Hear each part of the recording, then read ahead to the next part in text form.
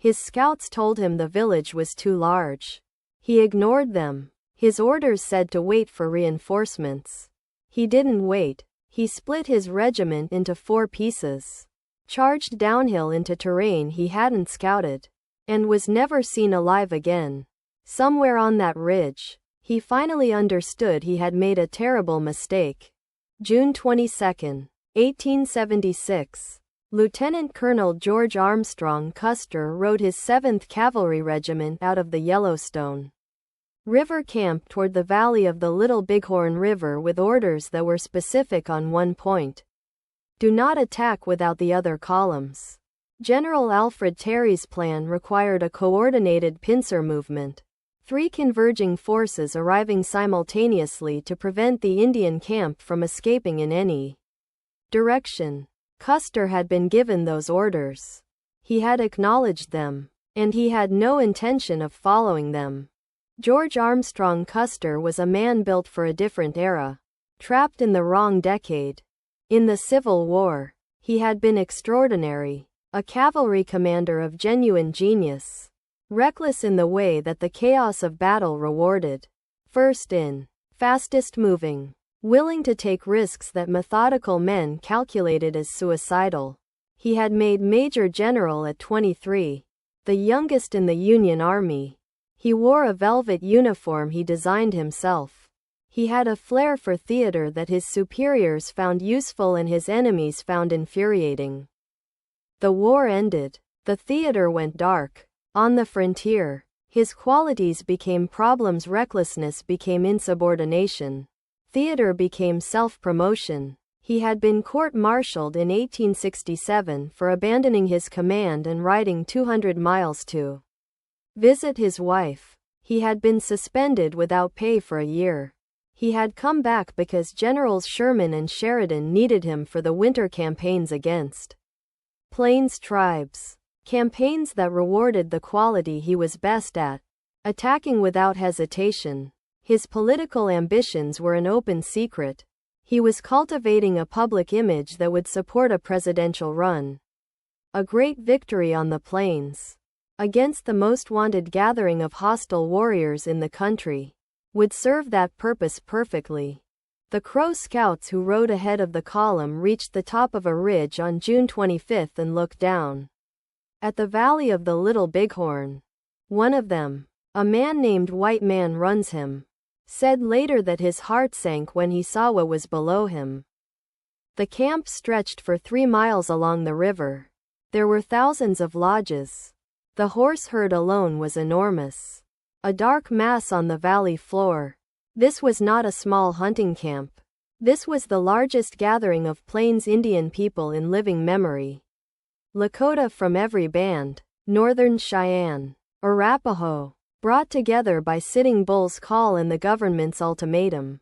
The scouts told Custer what they saw. They tried to convey the scale of it. Custer looked through his field glasses. He saw dust rising on the far side of the camp and believed the village was breaking up and fleeing. He believed his chance was slipping away.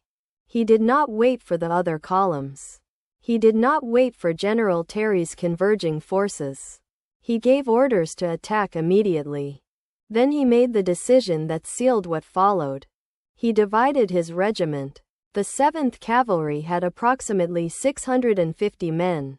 Custer split them into 4 separate groups.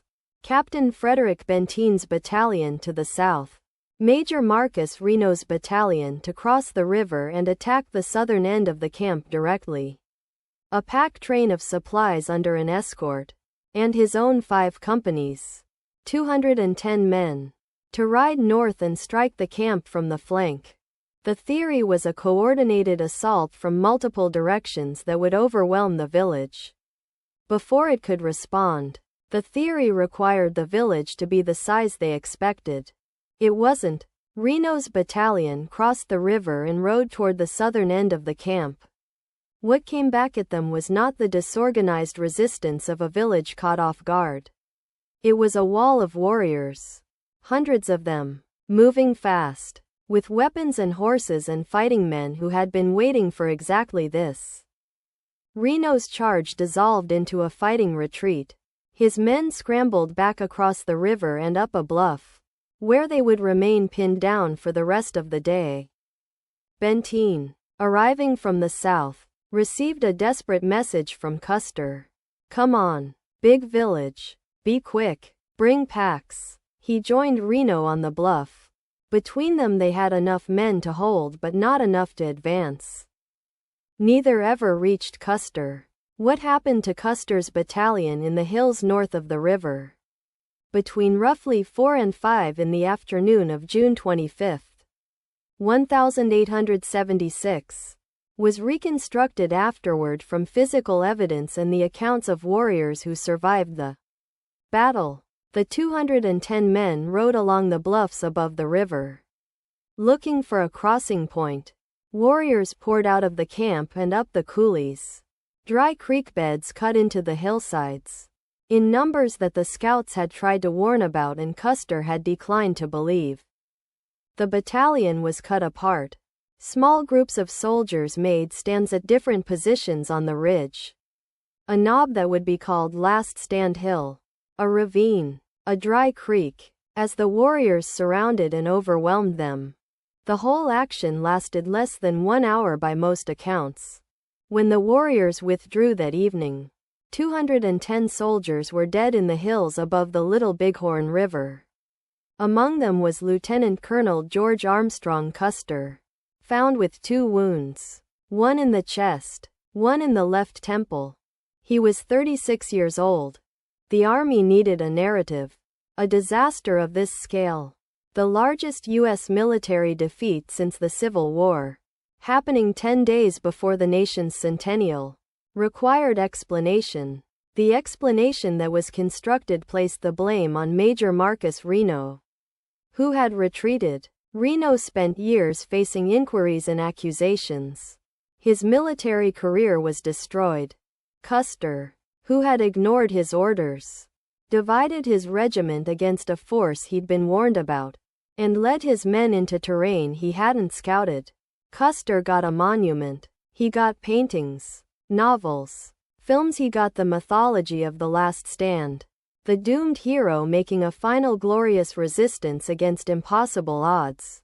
The battle was a catastrophic failure of command. It was made into a heroic sacrifice. The 40 men on Last Stand Hill, the ones who actually held position in a desperate final stand, understood, in those last minutes, what their commander's ambition had cost them. They left no account. If this story stayed with you, hit the like button. It takes 2 seconds and it tells the algorithm this kind of history deserves an audience. Share it with someone who thinks they know this story. And if you're not subscribed, there are 60 of these coming. One battle, one decision, one man's mistake at a time. Subscribe, like, share. I'll see you in the next one.